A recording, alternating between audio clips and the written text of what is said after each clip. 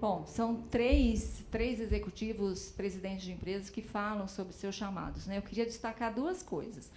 Uma é que eles realmente falam, aí ele me chamou, daí eu fui, aí não sei o quê, e era um grande desafio, né? Então, essa coisa de que não é, ele está partindo para um desconhecido, está partindo para uma coisa que não é normal, está saindo da sua zona de conforto e partindo para um mundo desconhecido de grandes desafios.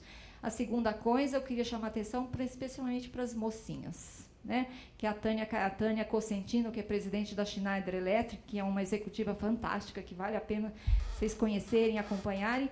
Ela fala o seguinte, tinha uma vaga para diretor e eu não fui considerada, mas eu fui lá e falei, eu quero, tá certo? E essa é uma coisa muito difícil das mulheres fazer, né? As mulheres ficam chateadinhas, vão para casa, choram, não me consideraram para a vaga, blá, blá, blá. Tem que se jogar, tem que se arriscar, tem que fazer como a Tânia Cosentino, que é aceitar os chamados, e quando o chamado não vem, vai lá e provoca o chamado, tá certo? É uma lição aí da Tânia Cosentino que eu gostaria de deixar para vocês. Algum comentário sobre eles? O que eu notei é o entusiasmo, né? Talvez o brilho nos olhos, tem uma energia, né? E a parte de aceitar assumir o controle da própria carreira. Exatamente. E outra coisa importante é o chamado indiferente, etapa da vida, né? Ele fala, tinha 64 anos, quando ele ia receber. Esse cara já tinha sido presidente do Credicar, já tinha sido presidente da Vivo, e aos 64 anos foi chamado para ser o presidente da Natura. Não é mais, já saiu, né? Mas os chamados ao longo da vida. Não é um só, podem ser muitos chamados para coisas diferentes. Tá? Bom, outra atitude de herói, que é encarar os desafios. Eles falam ali, né? Então, era um desafio grande, mas eu queria esse desafio. Porque o herói, gente, se a gente pensar nos roteiros de cinema, o herói é o protagonista, o herói não é coadjuvante, certo?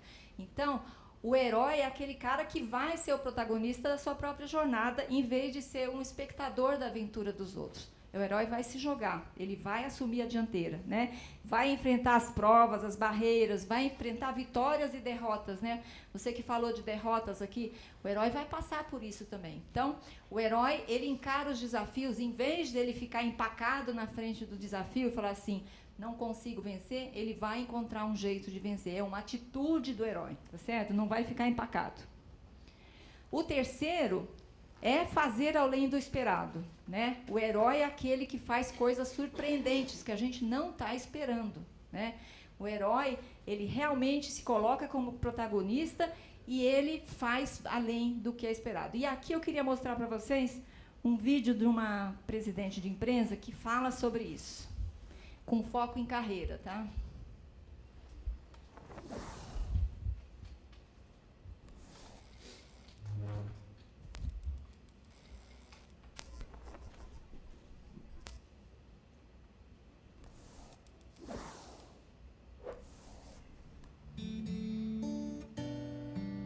O meu aprendizado é o seguinte, sempre faça mais do que é esperado de você. Seja proativo. Seja muito proativo. Esse é um. O outro é foco. Concentre-se, faça muito bem aquilo que está sob a sua responsabilidade. Muito bem, foco.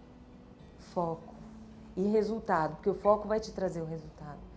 Então, eu acho que o que te diferencia no mundo corporativo são os resultados que você acumulou. Você tem na sua bagagem duas coisas para mim que são muito claras. Uma é a sua bagagem de conhecimento, são as suas ferramentas. Você tem que ter. Então tem que estudar, tem que falar inglês muito bem, tem que saber escrever muito bem. E a outra, com todas essas ferramentas que você tem, quais resultados você atingiu? Se você tem essas duas coisas, você pode trabalhar em qualquer lugar. Eu vou só interromper aqui, porque depois ela começa a falar de outras coisas. Mas uma coisa que ela fala, fazer além do esperado. E a gente, no começo aqui, falou de persistência, né? de ter meta, ter um objetivo. E ela fala de foco, né? Ela fala de foco, de resultado, de fazer além do esperado. Tudo isso como uma atitude de herói. A quarta atitude do herói é aprender sempre, né? Aprender sempre, né? Se nunca parar de aprender. Eu tenho um entrevistado que hoje é conselheiro de grandes empresas e ele foi presidente da GE no Brasil, é um cara muito interessante. E ele fala, hoje eu sou conselheiro de empresa, eu estou aprendendo como nunca, porque eu preciso agora aprender sobre outros negócios das empresas que eu sou conselheiro. É um cara que veio do setor de aviação, veio da GE, de tecnologia, e que agora é conselheiro de empresa de celulose. Então, ele precisa aprender sobre a indústria de celulose. Então, ele continua aprendendo sempre. Tá certo? Então, e o autoconhecimento que a gente já falou do ventre da baleia, principalmente o autoconhecimento, né? Se você não se conhece, você não tem condições de tomar as melhores decisões para você.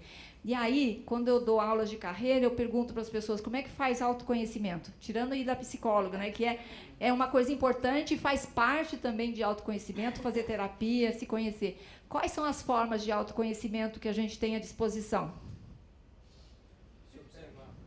Se observar é uma boa coisa, né? Se conhecer, saber como é que... Aí eu não sei, vou deixar para a psicóloga responder. Arte, com certeza. Hã? Arte, escrever, viver. Feedback, gente, feedback. Ouvir o que os outros estão falando sobre você. Quando, às vezes, é duro, né, receber um feedback negativo, mas eu sempre falo o seguinte, gente... Feedback positivo é bom para o ego, é bom para chegar em casa e contar, nossa, meu chefe hoje, nossa, elogiou meu projeto, né, foi não sei o quê. Isso é bom para o ego, né? O feedback negativo é bom para o autoconhecimento. Se você tiver a generosidade de ouvir um feedback negativo e tentar entender que feedback é um ato de amor que alguém dá, querendo melhorar você, querendo te ajudar a melhorar, você vai provocar um autoconhecimento, vai se conhecer melhor, tá certo? Feedback... Mas tem outras formas de fazer autoconhecimento. Tem um amigo, grande amigo, que fez mestrado comigo aqui na FEA, que talvez você já tenha ouvido falar dele. Não vou nem falar o nome, porque tem gente aqui que conhece. Fez mestrado comigo aqui na FEA, foi engenheiro da Poli, né? Era executivo da Telefônica. Estava bem, estava crescendo, estava lá nos seus 37 anos em ascensão, pai, 2 filhos pequenos, não sei o quê. Estava infeliz com o trabalho, estava sofrendo com o trabalho, não queria ir trabalhar todo dia. O que ele fez? E para ele foi também o ventre da baleia, o momento do autoconhecimento, ele foi fazer o caminho de Santiago de Compostela sozinho. Deixou a mulher, os 2 filhos, foi para o caminho de os 800 e tantos quilômetros sozinho, né? Você sabe do que eu estou falando. Esse foi o ventre da baleia desse meu amigo e foi o momento de autoconhecimento dele. Tem vários caminhos que dá para fazer aqui pelo Brasil, ele nem precisa ir lá para a Europa. Tem vários caminhos aí, caminhos que levam até a Aparecida do Norte, vocês já viram esse? Tem 400 quilômetros, né? Bem interessante. Bom, tem várias formas de fazer autoconhecimento. E terapia, feedback, enfim, vocês têm que encontrar o ventre da baleia de vocês, tá certo? Para poder empreender a sua jornada com mais conhecimento de causa, tá? 5. Às vezes é preciso corrigir a rota, que às vezes dá errado mesmo, né? Então, esse é um processo, a jornada é um processo, né? Se a gente fosse falar, não é uma foto, é um filme, né? E às vezes é de longa-metragem, né? Então, às vezes é preciso aprender com as derrotas, porque o herói não vence todas as provas que ele, ou todas as lutas que ele trava, certo? Então, tem que corrigir a rota. Resiliência, nós falamos aqui no começo, né? É uma coisa importante, é uma atitude interessante, importante para o herói. Ter uma missão, visão e os valores da vida, né? Então, essa é uma frase da Tânia Cosentino, que é num vídeo que eu gravei com ela. Nossa missão na vida é ser feliz. Qual que é a missão, né, de cada um de vocês? Entender essa missão. Por que você vai fazer uma jornada, né? O que você espera conquistar lá no final? Né? Que caminho é esse que você quer empreender, né? Qual legado que você quer deixar? Não vou entrar nessa questão de carreira subjetiva, que acho que a gente não precisamos falar disso agora. Compartilhar o aprendizado, né? Quando o herói termina, lá está voltando para a sua jornada, né? É é o momento em que ele vai compartilhar o seu conhecimento, tá? Aprendeu com os erros, ele volta muito mais bem preparado, né, para compartilhar o que ele aprendeu, né? Eu falo ali, escreva a narrativa da sua jornada, porque às vezes só o fato de você começar a listar as coisas que você viveu na vida, você começa a ver os padrões, né, com os quais você toma decisão, os padrões que te ajudam, que você agiu de uma determinada forma, né? Então, essa é uma forma de compartilhar com você, compartilhar com os outros, tá? Eu vou passar à frente esse vídeo. Encarar os medos, né? Porque a gente viu que o herói vai ter crises, né? Ele vai ter a tentação da deusa, ele vai ter que superar esses momentos, né? E tem que ter a sensatez, né, de se desviar da vaidade, da ambição, do orgulho, que são coisas que trazem o herói para o lado negro da força, né? Se a gente ficar no Star Wars. Tá. 9. Queria mostrar para vocês esse vídeo. Esse é um presidente de empresa, o Theo van der Loo. Ele é presidente da Bayer no Brasil. É um cara que há um ano e pouco ele assumiu uma bandeira e hoje ele virou meio embaixador da causa da diversidade nas empresas. Ele tem falado em eventos e foi muito por acaso, quer dizer, não foi por acaso que isso aconteceu, porque ele já tinha essa bandeira, mas em março do ano passado ele publicou um artigo no LinkedIn, relatando uma conversa que ele teve com outro presidente de empresa que falava que não contratava negros para a sua empresa. E ele ficou indignado com isso, escreveu um artigo no LinkedIn, esse artigo viralizou, né?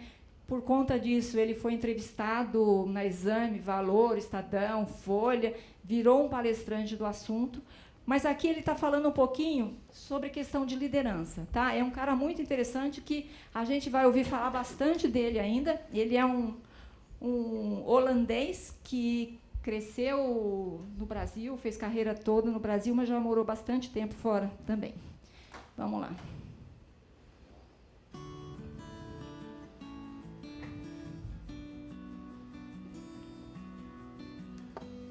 Eu aprendi muito mais com um chefe ruim que com um chefe bom. Um chefe ruim, eu penso assim, não, eu não vou ser assim nunca, porque eu sei como é que é. Então, do jeito que ele foi comigo, jamais serei com meus subordinados. E eu acho que errar é normal, não tem nenhum problema, porque no final a gente pede também para as pessoas fazerem pilotos, experimentarem coisas novas, tal, e acontece. Às vezes pode ser uma gafe mesmo, um erro enorme, mas eu acho que o próprio erro, para a pessoa, já é muito conveniente. Ela já sofre com esse fato. Agora, a gente botar o dedo na ferida e começar ainda a falar, eu acho que isso é terrível. Então, eu acho que justamente um bom líder, nesse momento, ele vai acolher essa pessoa e vai reagir de uma forma que ela não esperava, que é realmente falar, tudo bem, né, a gente vai resolver isso aqui, e não vai deixar ela sozinha. O líder tem que defender a sua equipe. E depois, se for uma coisa, dependendo do caso, você pode tratar a parte e tal. E você vê muitos líderes dando bronca em colegas na frente de todo mundo e pedir desculpas quando ele está sozinho com a pessoa. Isso não vale. Se você agride uma pessoa sem querer, você tem que pedir desculpas também em público, e não só quando você está sozinho com ela, porque acontece também, né? A gente vai aprendendo. Então, eu fui usando a intuição, e na realidade a receita é muito simples. Trate os outros do mesmo jeito que você quer ser tratado. A receita é simples, na realidade, né? Cara que vale a pena vocês trazerem aqui no ECAR, viu, Luciana? Muito interessante. Mentores.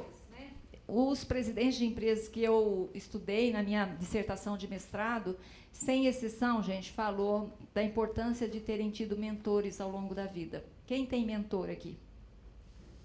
Conta aí sua experiência. Eu sempre fui alucinada nos mentores. Desde jovem, sempre tive uma necessidade muito grande. Então, eu tenho diversos terapeutas, diversos professores, diversos mentores. Como é que você escolhe os seus mentores? De acordo com a jornada do momento, né? Porque ele pode me agregar para eu concluir aquele processo. Alguns ficam por mais tempo, outros vão ficando no meio do caminho. Legal. Quem mais falou que tem mentor? Você? Eu gosto muito dos cabelos brancos, assim. Acho que eles têm trajetórias de acertos e de erros e conseguem nos guiar também direcionar melhor. Aí o meu, eu me formei de fora, então o professor é meu lá. Então você conhece o bar? O bar conheço. Ó, meu marido é de um bar. Ele tá escondido, quase abaixado na cadeira lá de vergonha. Tava. Então, eu sempre procuro para qualquer projeto, qualquer coisa, Aham. respeitando sim a história, mas sabendo que eles também não foram, todas as decisões eles são certas. Legal, gente. Alguém levantou a mão aqui? Os presidentes de empresa falam dos mentores e tá lá na jornada, né? A gente viu aquele auxílio especial logo no começo ali quando ele recebe o chamado, tem o auxílio especial. O auxílio especial é o mentor e os amuletos que vão ajudar o herói. Fica à vontade. O mentor, ele é super importante. Uma dessas executivas que eu já mostrei aqui foi minha mentora formal no tempo em que eu trabalhava na Abril. Mas por que o mentor é importante? Porque ele é aquela pessoa que gosta de você desinteressadamente, né? É aquela pessoa que vai te apoiar nos momentos de dificuldade ou quando você precisa de uma orientação, não sei para que caminho seguir, né? Qual que é a diferença de mentor e coach? Isso eu estou falando numa sala que tem vários coaches aqui, então me corrijam, viu? Você. Pegar a consultora. Bom, o coach é um profissional que ele é orientado para você desenvolver determinado tipo de competência, e o mentor ele pode ser uma pessoa mais experiente, específico em alguma área dentro da sua empresa, que você possa pedir para que ele vai te auxiliar em algum momento e ele vai te apoiar na sua trajetória de profissional. Normalmente o coaching é um processo, né, que tem um começo, meio e fim, tem uma relação, sei lá, às vezes de cliente e fornecedor, né, de um determinado serviço, e o mentor não tem essa relação, né? Mas de onde vem a palavra mentor? Vamos voltar para a mitologia, aqui. O mentor do filho de Odisseu, ele cuidava da educação do filho de Odisseu quando ele viajou, né, para fazer a sua aventura, então a pessoa chamava-se mentor, né? Tá? Exatamente, lá no Ulisses, né? O Ulisses, que é o Odisseu, Ulisses é chamado para a Guerra de Troia, né? Como a gente sabe, a Guerra de Troia demorou 10 anos até o seu final, tá certo? Ulisses tinha um filho pequeno, que cresceu sem o pai, né? Portanto, cresceu sem o pai. Que, além dos 10 anos da Guerra de Troia, Ulisses passou mais 10 anos que ele não conseguia voltar para casa, ele não conseguia, várias coisas foram acontecendo no meio do caminho, ele não conseguia voltar para casa. Então, realmente, o filho do Ulisses cresceu sem pai. E o grande amigo da família, o Cabelos Brancos, lá, não sei o quê, era um sujeito chamado mentor, né, que foi a pessoa que orientou o filho do Ulisses, né, no crescimento eu esqueci o nome do filho, me fugiu. Mas, enfim, mentoria, mentor, tudo vem da mitologia também, tá certo? Necessariamente é só para a área profissional, né? Ela pode servir para diversas áreas da sua vida. Isso. Mentor pode ser o seu pai, pode ser sua mãe, pode ser um ex-chefe, pode ser alguém do seu relacionamento, alguém que gosta de você. A questão é que é alguma pessoa que vai te ajudar, que vai te apoiar, e muitas vezes, assim, realmente por confiança, por acreditar em você, né? Acredita que você... E ele já passou por isso, ou ela já passou por isso, e vai falar assim, não vai por aqui, vai por ali. Eu tive um grande mentor na minha vida, além da Leila, que apareceu aqui, um grande mentor na minha vida, que infelizmente ele já faleceu, que era aquela pessoa para quem eu ligava. Depois de falar com meu marido, eu falava com ele, falava assim, Sidney, né? Oi? Sidney Basile. Ele tinha sido meu chefe e a gente criou uma relação de confiança muito grande, que mesmo depois que eu já não estava mais trabalhando com ele, era a pessoa para quem eu ligava e falava, você tem 5 minutos para eu ir aí? E ele não tinha só 5, ele ficava 1 hora comigo, né? Ele me ouvia e me ajudava, me aconselhava, certo? É uma pessoa que quando faleceu foi como se eu tivesse perdido alguém da minha família, né? Então, o mentor é uma relação de confiança, né? Estabelecer uma relação de confiança com alguém que goste de você e você gosta dele, tá certo? Então, procurem um mentor, seja o que for que vocês forem fazer na vida. Né? O filho do Odisseu, Telêmaco, de Telêmaco Borba, que é a cidade lá do Paraná. Telêmaco, é isso mesmo. E entender a hora de parar, né? A hora de voltar para casa, a hora de encerrar a jornada e voltar para o mundo comum. Às vezes a gente está lá no emprego, está sofrendo e não quer largar aquilo ali, mas às vezes tem que voltar, né? Às vezes tem que ter a coragem, como teve esse meu amigo, de falar assim, não é isso, eu preciso iniciar um novo ciclo, começar uma nova jornada. Essa jornada já deu o que tinha que dar, é certo? É a hora de voltar, né? E muitas vezes, para o presidente, a gente já falou aqui, o presidente da empresa, a aposentadoria é um momento muito difícil. É difícil para todo mundo, né?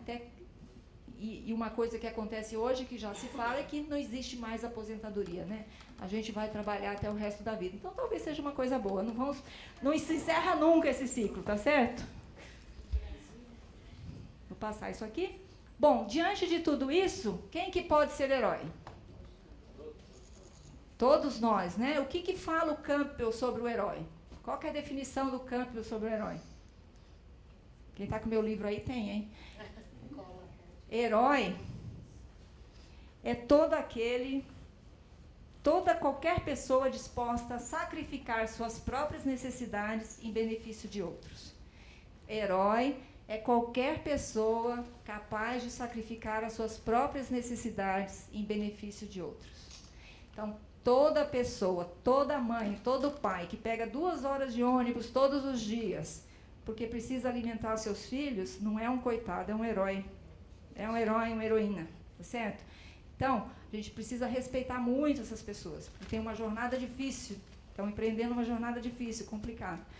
Então, herói não é alguém sobrenatural, alguém que aparece na mídia. A gente pode admirar pessoas que aparecem na mídia, a gente pode respeitar, né? Mas a gente tem que entender que todos nós somos capazes de atos heróicos todos os dias, né? Está nas nossas mãos, a gente não pode esperar pelos outros. A gente pode fazer isso. Todo dia a gente pode ser capaz de abdicar de alguma coisa importante para a gente em nome de alguém. E esse é um ato heróico, segundo o Joseph Campbell. Todo herói tem necessidades universais, necessidade de ser compreendido, que os outros me entendam, né?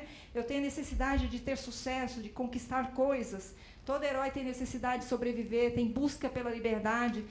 Às vezes está buscando vingança. É parte da jornada do herói, às vezes, buscar vingança. Tem necessidade de se expressar e tem necessidade de consertar o que está errado, tá certo? Esse é o herói. Tem necessidades universais e tem essa vontade de abdicar e é capaz de abdicar de suas próprias necessidades em prol do outro, tá certo? Então, todos nós, somos heróis do próprio destino, tá certo? É essa grande mensagem que o Joseph Campbell deixou em 1949 e em tudo mais que ele escreveu e falou depois disso. Todos nós estamos empreendendo uma jornada do herói todos os dias, tá certo? Então, quero agradecer muito aqui pela vinda de vocês. Muito obrigada, viu? Valeu, obrigadão.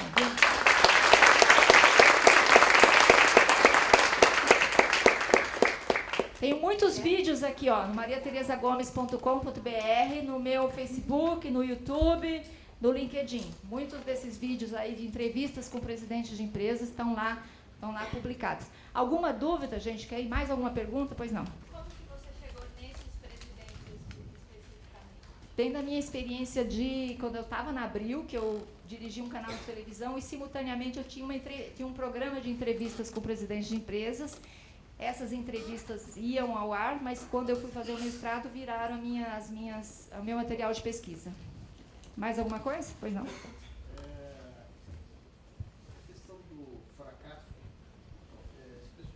Se abre em relação a alguns fracassos específicos, alguma coisa, como lidar com isso efetivamente. Eu sei que você falou de derrota e tal, né? Mas vezes tem realmente um fracasso, né, que talvez não dependa dele mesmo, entendeu? Ou um conjunto de fatores. Tem alguém que o pessoal falou mais abertamente isso porque a gente tende a falar sobre sucesso. Sucesso é fácil, né? Falar sobre sucesso é muito mais fácil, mas tive vários presidentes de empresas que contaram sobre demissões.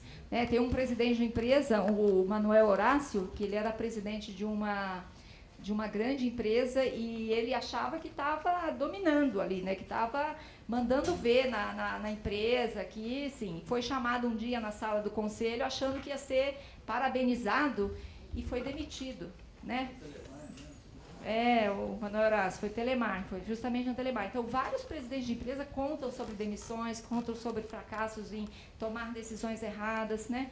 Então, assim, é parte do aprendizado do presidente de empresa.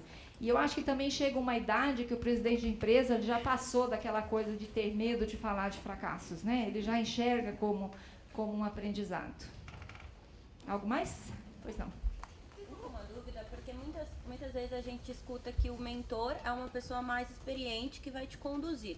Mas essa geração que a gente mais jovem, a gente também sente que a gente pode contribuir para um gestor, tanto quanto alguém mais velho pode contribuir. Pode contribuir para a sua jornada dele mesmo e para a minha simultaneamente. Como que fica, então? Porque há uma ansiedade até de eu poder contribuir para uma pessoa, assim, eu percebo a jornada que ela quer e às vezes posso sinalizar algumas coisas que não estão bacanas também. Como que fica essa posição, às vezes de baixo para cima? Queria falar duas coisas sobre... Como que é seu nome? Samara. Samara, duas coisas. A primeira coisa que eu falei que mentor e mentorado é uma relação de confiança. Então, a primeira coisa tem que estabelecer uma relação de confiança. E eu queria contar uma história do Theo van der Loo, que é o presidente da Bayer, e ele me contou o seguinte, que ele tem lá na empresa dele, que ele chama de mentoring reverso, que ele tem um grupo de estagiários com o qual ele se encontra para receber feedback dos estagiários. Então, é assim, alguns presidentes de empresa já têm essa abertura para isso. Mas eu acho que é tudo uma relação de construir, né, de estar lá, de ser respeitado, respeitar e tudo mais. É mais difícil, né? Não é raro. O caso do Theo é bem raro de acontecer. Mas eu acho que já existe um ambiente mais aberto hoje para uma relação em que você tem o tal mentoring reverso, né? Você não só é orientado, mas como pode orientar também. Tá? Algo mais? Gente, é isso, viu? Muito obrigada, viu? Já falei que se alguém quiser autógrafo, eu estou aqui com o meu livro, tá bom? Obrigada a todos, viu?